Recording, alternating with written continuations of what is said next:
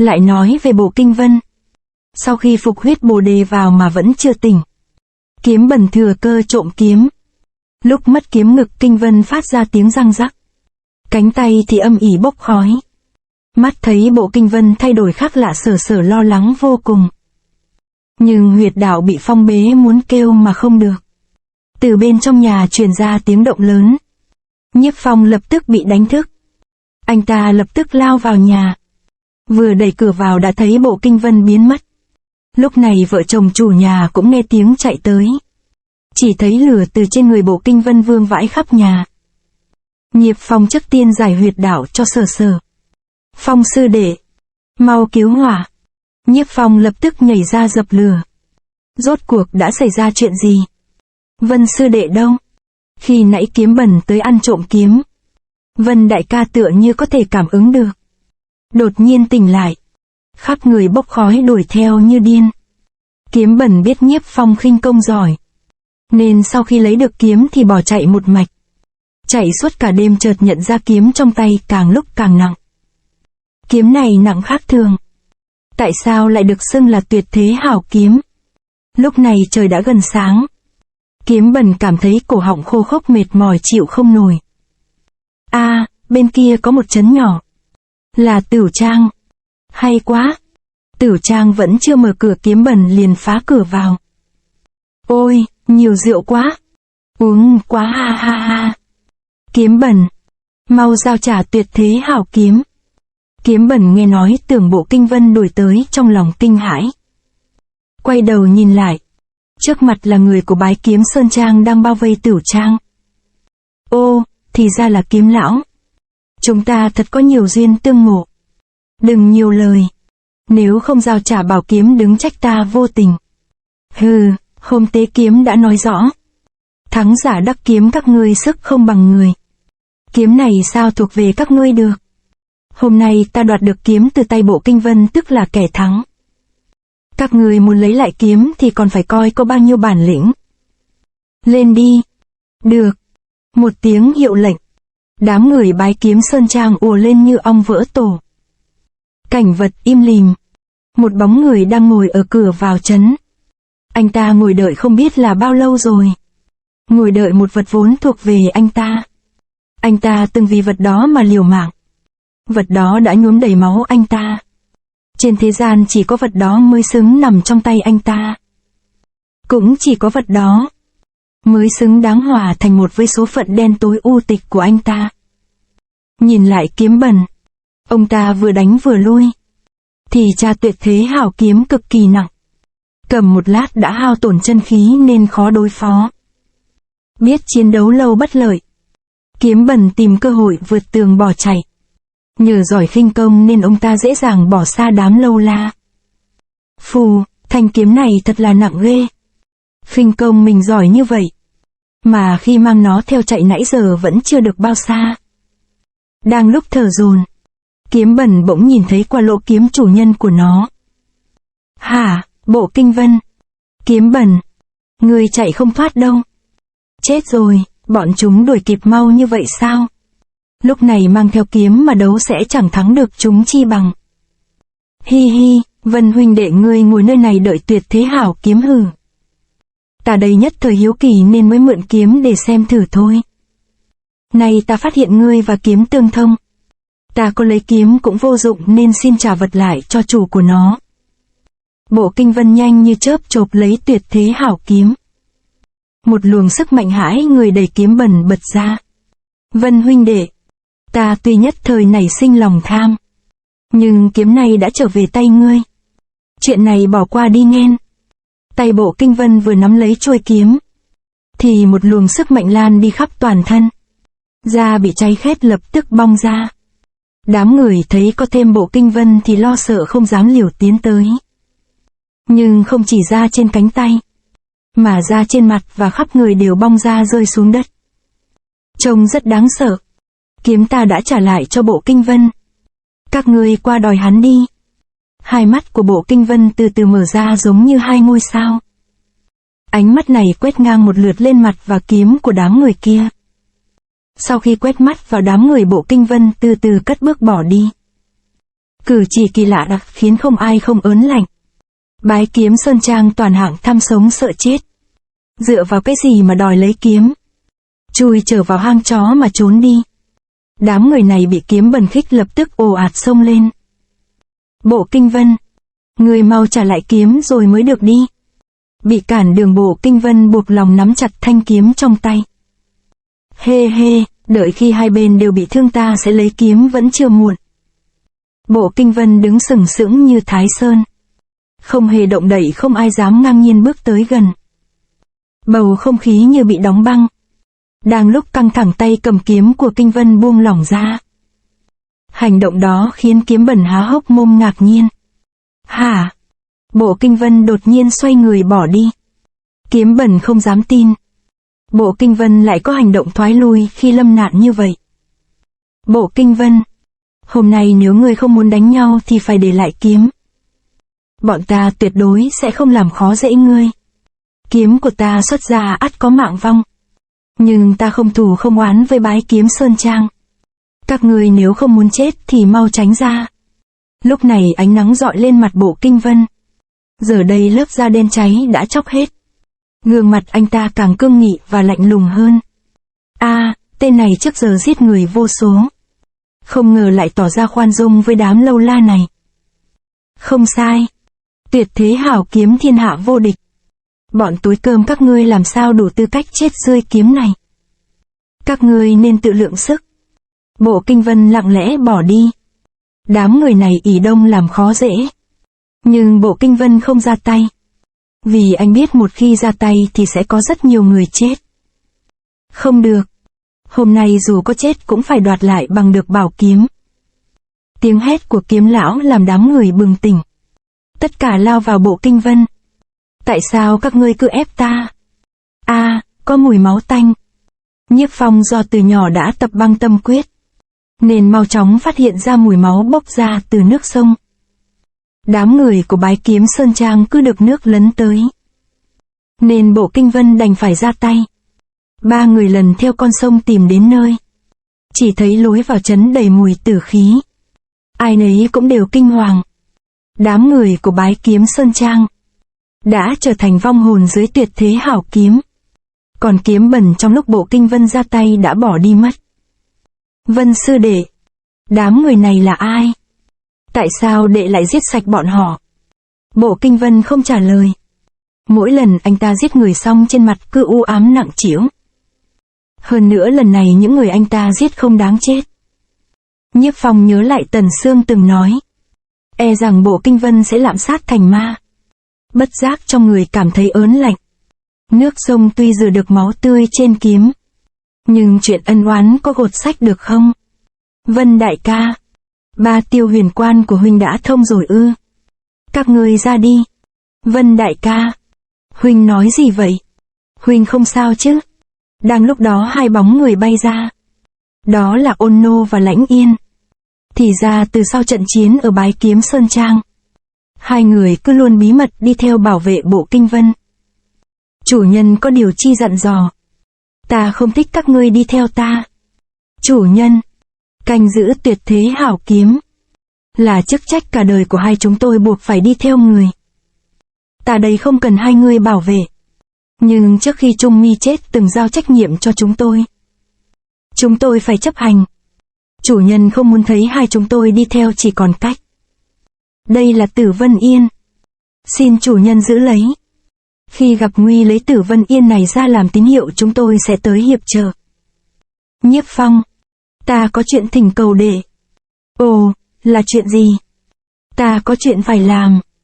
Nhưng ta đã hứa với phụ thân Sở Sở là chăm sóc cô ấy suốt đời. Đệ có thể thay ta chăm sóc cô ấy. Vân sư đệ vẫn muốn truy sát Hùng Bá à? Thật ra chuyện giết Hùng Bá không thể gấp gáp. Nhất là lúc này thương thế của đệ vừa mới khỏi, nên bảo trọng thân thể. Đa tạ đã quan tâm. Bộ Kinh Vân chỉ nói mấy lời tạ ơn rồi quay đầu bỏ đi. Trước sau vẫn không nhìn thẳng vào Tần Sương, như là còn e ngại chuyện trước kia. Vân sư huynh, trước khi huynh đi đệ có một việc muốn nói. Tuyệt thế hảo kiếm trong tay huynh và Nhiếp gia thật ra có một quan hệ rất sâu xa. Bức họa này đệ vô tình phát hiện được nó khi rơi vào trong động Lăng Vân. Thanh kiếm người trong bức họa cầm, giống như tuyệt thế hảo kiếm trên tay của huynh. Động Lăng Vân ở Lạc Sơn Đại Phật. Ở đây sao lại nóng như vậy? Nơi đây chưa nóng đâu. Nơi tới sắp đưa mọi người tới mới là nơi nóng nhất. Bộ Kinh Vân vào lại nơi này. Cảm giác sợ hãi trước kia không còn, mà ngược lại còn có thêm một cảm giác kỳ lạ khác. Mọi người đi theo Nhiếp Phong nhiều giờ liên, cuối cùng đứng trước một cái động. Bên trong động thấp hẹp chỉ có thể vừa cho một người chui qua. Chui vào cửa động hẹp trước mắt lại là một hố rộng lớn. Khí nóng nghẹt thở. Nhưng đáng kinh ngạc là ở nơi như địa ngục này lại mọc vô số dây leo. Đám dây leo tựa như mọc ra từ một bộ xương. Tay chân và cổ của bộ xương bị xích khóa. Trong đám dây lại có một loại quả màu đỏ huyết. Đó chính là huyết bồ đề. Mọi người xem ở đây. Quả nhiên có khắc bức họa của Hỏa Kỳ Lân. Bộ Kinh Vân đảo mắt nhìn quanh bất giác tim đập mạnh liên hồi.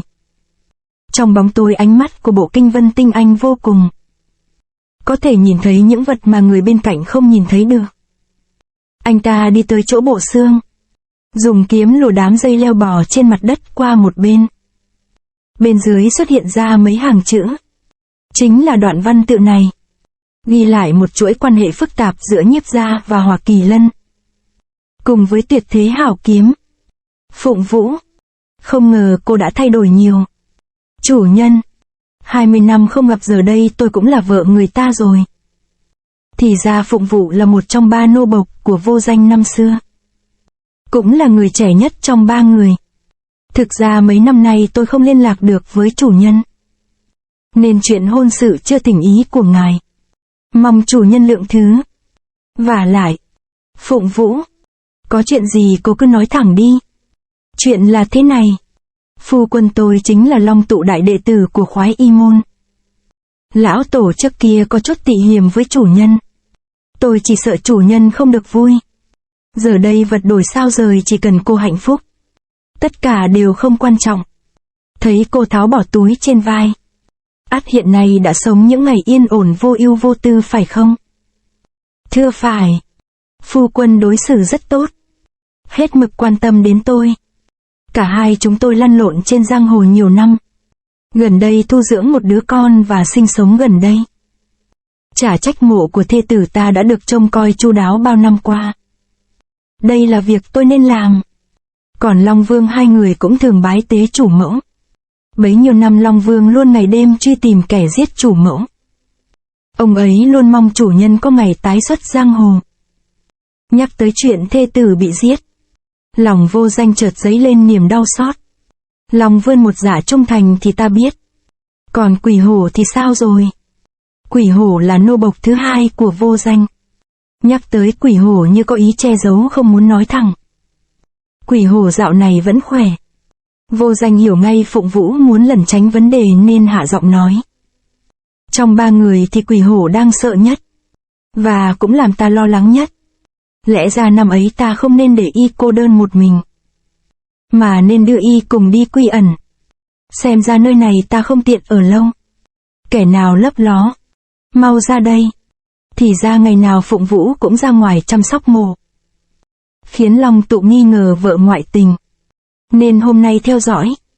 Phụng Vũ, là ta đây. Long huynh, sao lại ở đây? Ta luôn theo dõi nàng. Khi nãy nghe thấy nàng cùng một người đàn ông nói chuyện. Rốt cuộc hắn ta là ai? Phụng Vũ quá bất ngờ không biết trả lời ra sao. Muội có thể không trả lời không? Không được. Ta là phu quân nàng. Ta có quyền biết. Long huynh, hy vọng huynh có thể để muội giữ trong lòng bí mật này. Được. Nàng không nói ta sẽ tự làm rõ. Long Tụ nói rồi xông vào đám cỏ nhưng không thấy ai cả. Long Tụ, huynh không tin muội sao? Ở một nơi không xa thôn Phụng Khê, có một trấn nhỏ tên là Lạc Dương Trấn. Trong trấn có mở một nhà trọ. Bên trong chẳng hề bày trí xa hoa, bình thường hơn cả những nhà trọ bình thường khác. Nhưng ở nơi bình thường này lại là chỗ ở của đám người bất phàm. Hôm nay Thúc Thúc coi bộ bận rộn dữ. Phải đó, hôm nay trong trấn có đông người tới. Đa số họ ở trọ chỗ chúng tôi nên tôi bận tối mắt tối mũi. Ý, xung quanh không có người. Ồ lá la, thế là đi đường tắt. Nhanh như cắt ông ta vọt vào bên trong đỡ lấy gánh nước. Tiếp đó ông ta quăng gánh ra sau.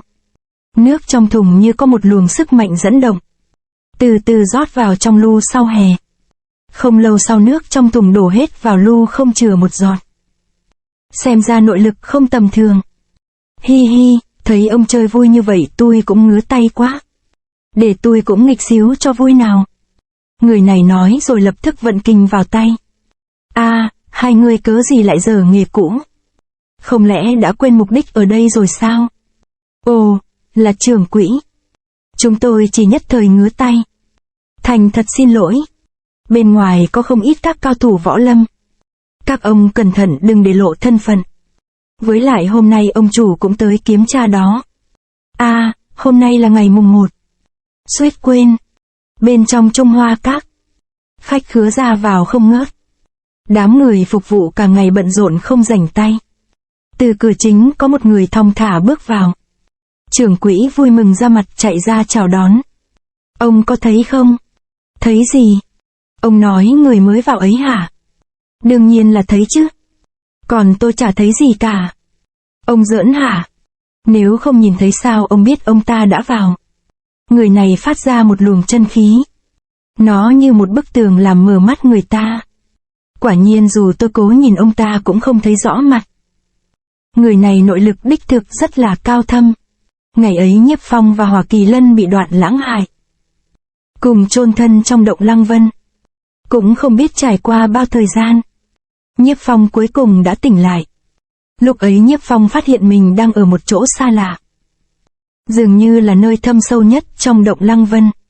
Trong động mọc một loại dị quả chính là huyết bồ đề.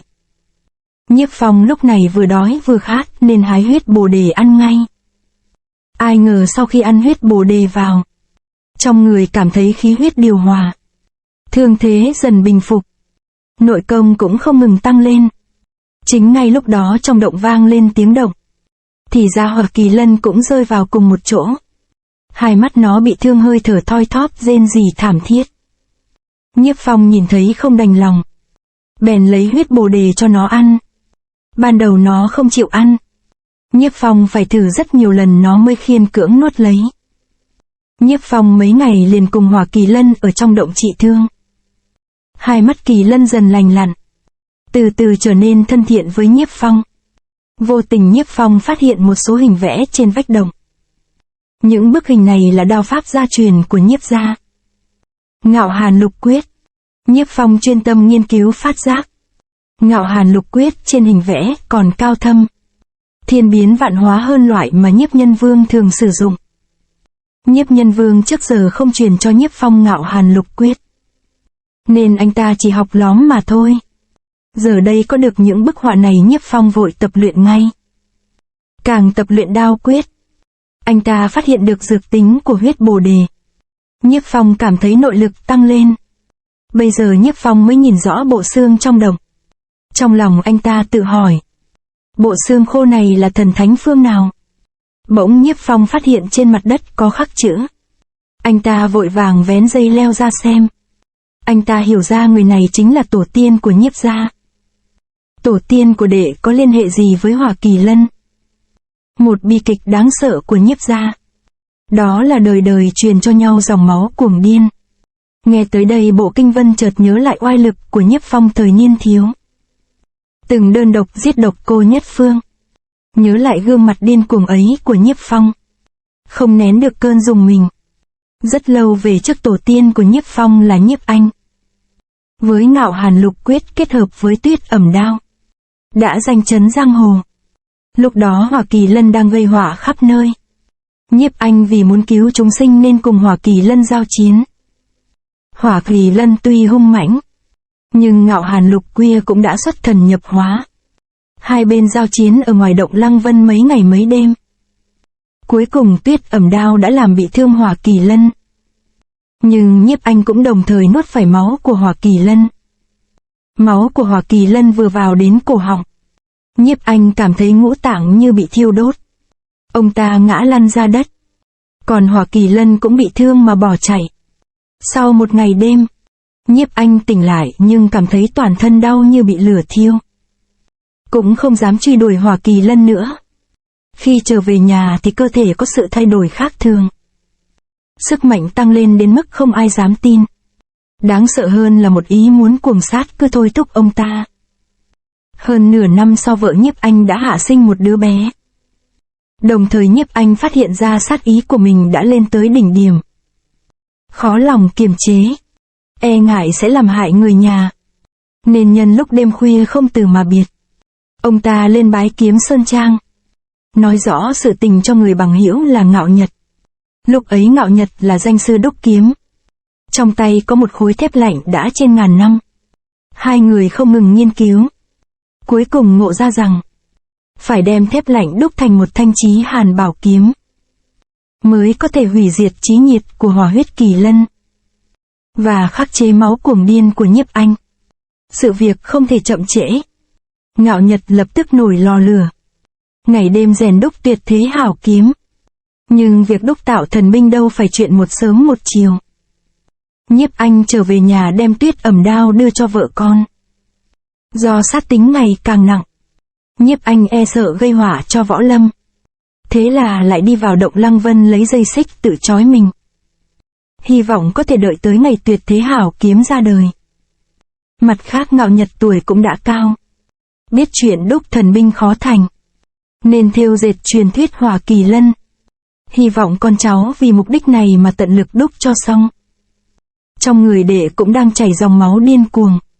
Nếu như khi cuồng tính của đệ trỗi dậy đến mức không kiềm chế được, Vân huynh đừng nên nghĩ đến quan hệ huynh đệ giữa chúng ta. Lúc đó cứ lấy tuyệt thế hảo kiếm kết liễu đệ đi. Nhiếp Nhân Vương và Vô Nhạc đều mang dòng máu điên của Hỏa Kỳ Lân mà có kết cục bị thảm. Liệu Bộ Kinh Vân và Nhiếp Phong có như người đi trước không?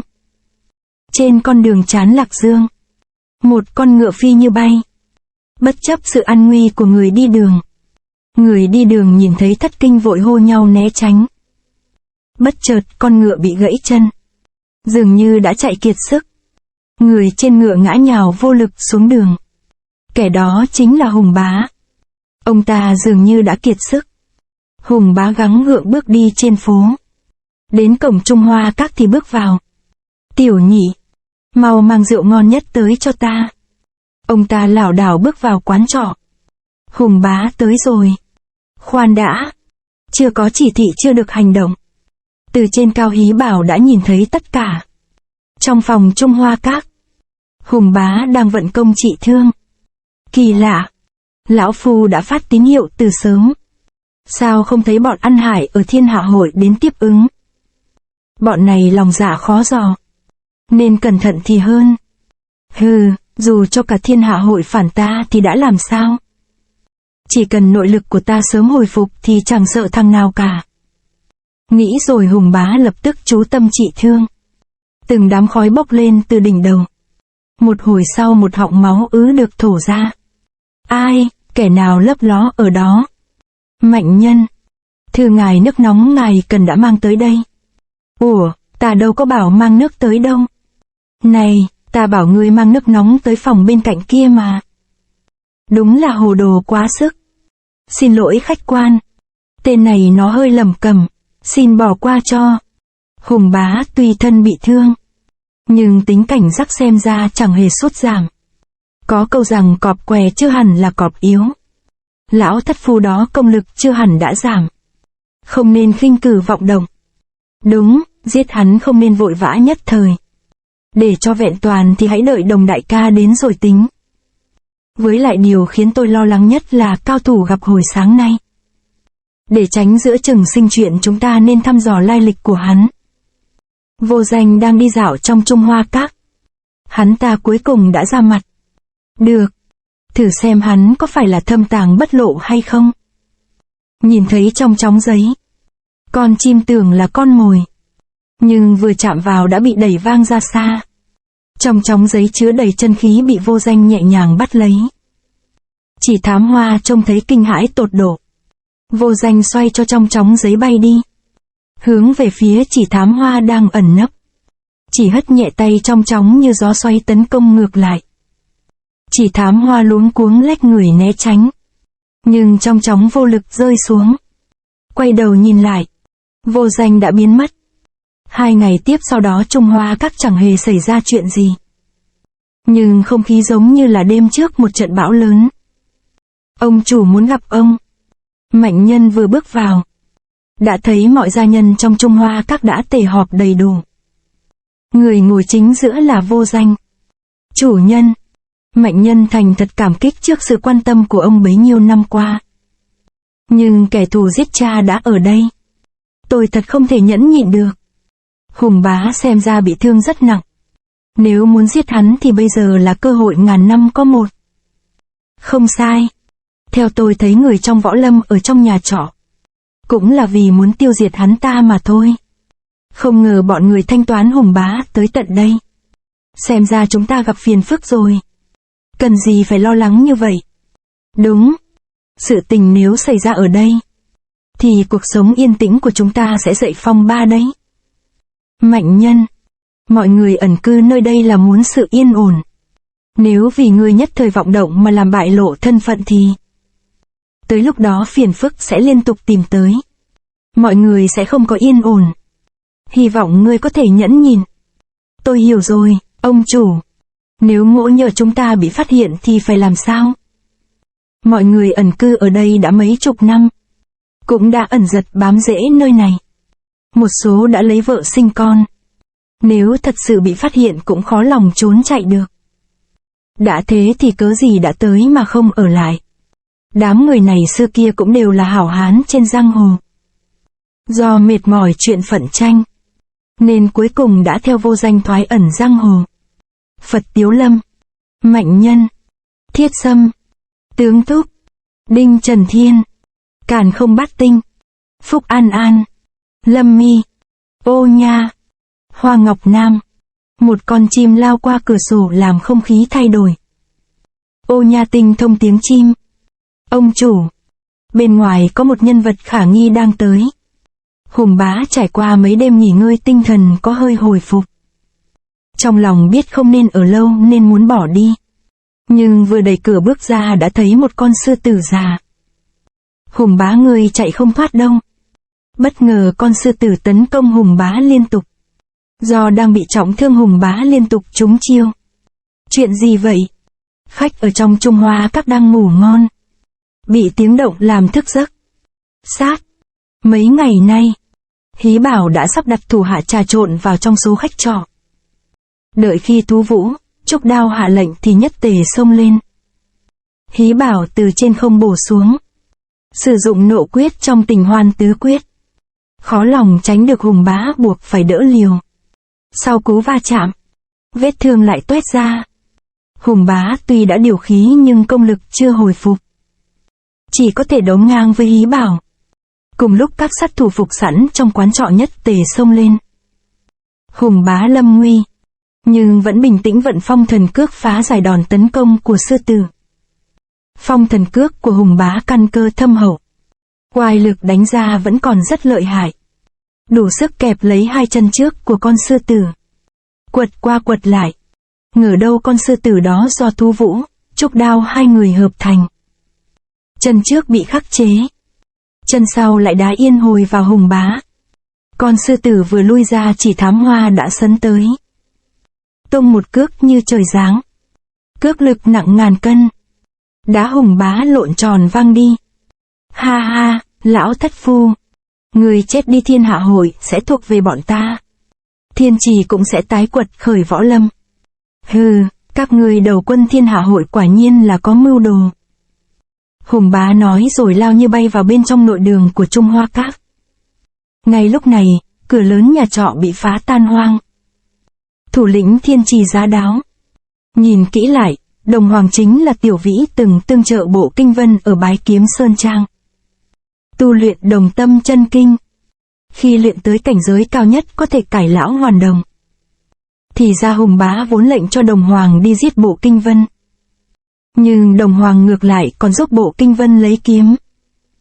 Y làm việc này chẳng qua là mượn tay Bộ Kinh Vân giết Hùng bá. Còn mình thì ngồi không hưởng lợi. Đại ca, chúng tôi đã vây chặt nơi này.